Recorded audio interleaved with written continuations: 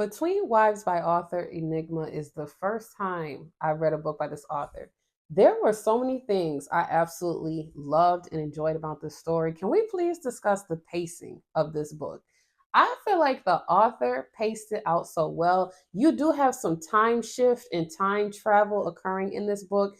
It's been a minute since I read a book that had that. So I was like, I don't really know if I'm going to dig this. I don't really know how I'm going to feel about it because doing time shift, you have to be talented as a writer. You have to be able to capture the reader's attention. You have to be able to reflect on past events. You have to also put in some foreshadowing without giving away the entire plot of what's to come. And I feel like this author did a really good job at executing that.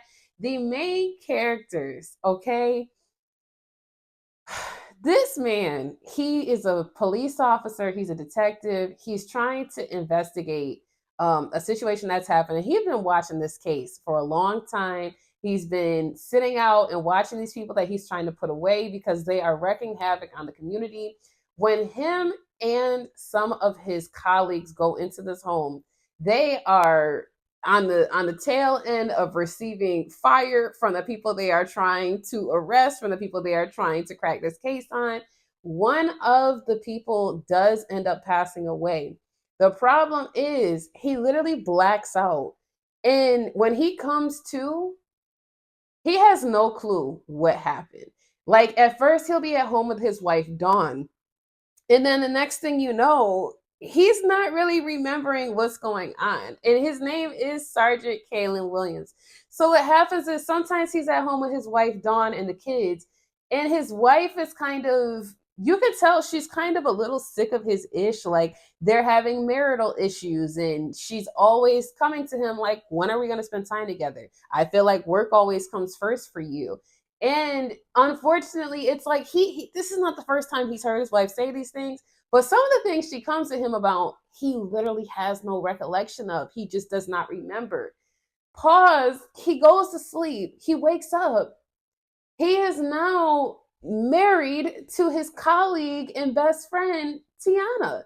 And the problem is, he's like, how did I end up married to you? How did I end up with you? Where is Dawn? Nobody in this universe knows who Dawn is.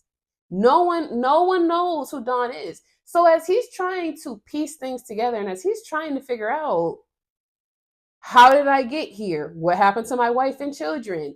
It's offending his wife in this world, Dawn, because, or not Dawn, but Tiana, because she's like, why are you acting so weird? Why are you asking so many questions? He has a therapist, Dr. Michelle, that he goes and he talks with, and she's trying her best to help him, but she can only help him so much because she doesn't really know what he's talking about. She doesn't really fully understand what's going on. And he's trying his best not to get put into a psych situation or to get put on a psych help because he doesn't want people to think he's losing his mind. He's like, I'm fully with it.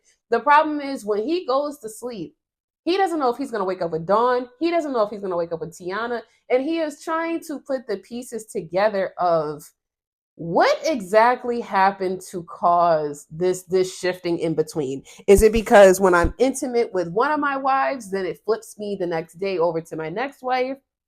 He's also looking at Tiana in ways of like, well, dang, you are kind of attractive. Well, you are kind of beautiful, whatever. And this is his friend, this is his colleague, so he's never seen her in this way before. His homeboy Rob was probably one of the funniest yet unlikable characters that I've read about in a while, just because Rob is selfish. Rob is very, while he's in a relationship with Tiana, Rob does not mind cheating. He does not mind sneaking around and lying and guilt tripping. There is a moment in the book where Rob takes it too far. And Tiana's like, this might be my last time dealing with you. What happens is, since Kaylin is friends with both Rob and Tiana, he tries to stay out of it. But at what point does it become, yes, these are my two friends, but sir, you're in the wrong. Like, you know this is a good woman. You know that she loves you. You know that she treats you right. You know she has a good head on her shoulders. She's ambitious. She has her career. What more do you want from somebody? Is it time for you to start batting for the other team? We can't tell what's going on. You never seem to be satisfied. You never seem to be happy. No matter how much she loves you, you're just not happy. And that's something that I took away from this book, and something that people feel like people need to talk about more. If someone is committed to not caring, if they're committed to disrespecting you, if they're committed to not valuing you and cherishing you, no matter how consistently nice you are to them, it's not going to change their treatment. People are not going to treat you better just because you're being nicer and you're being kinder. I think some people have taken that whole idea of killing people with kindness too far, and that phrase that Michelle Obama had of when they go low, we go high. Sometimes when people go low, leave their ass high and dry.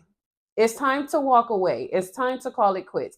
Sometimes you have to decide it's okay for me to be single alone and to not know what I'm walking into, versus let me stay with the devil that I know versus the one that I don't.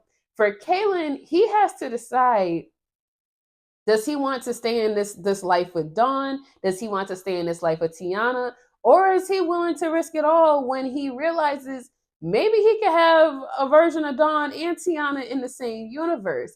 It just becomes so complicated. There's even an aspect in the book where they're like, you work so much, Kaylin. You work so much. Money is so tight, but your children and I, we don't see you. We never see you because you're always at work. And it also posed the question of, at what point as a wife or as a husband do you say, we might have to cut back on finances. We might have to move somewhere else. We may have to move to an area where it's more affordable. I might earn less money each year, but I'll still be able to spend time with you guys. Because if I'm making all the money in the world, but I'm missing all the critical moments of my children growing up, how much is the money really worth it after a while? This is, again, the first time I read a book by this author. It will not be the last. I intend to read another book by them soon. This book here came out February 11th of 2023. It is 280 pages. It does fall under Black and African American mystery, thriller, and suspense, as well as psychological fiction. This author started their writing process as a scriptwriter initially, with dreams of seeing his work on the big screen.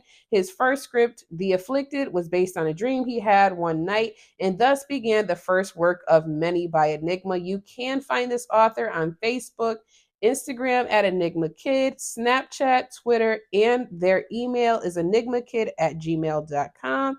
I thought the book cover was really cute too, because it really does depict pretty well exactly what this book is about. Let me know what other titles in the comments I should be reading by this author. If you haven't already, go ahead and subscribe to my channel, because I do drop book reviews twice a week. You can always hire me on my website, allsthebrooks.com, to read and promote your books as well. My book, My Favorite Ex, is still free on Amazon, Barnes & Noble, and a bunch of other platforms. For now, I'm not sure for the foreseeable future how much longer it's going to be free, but you can check it out.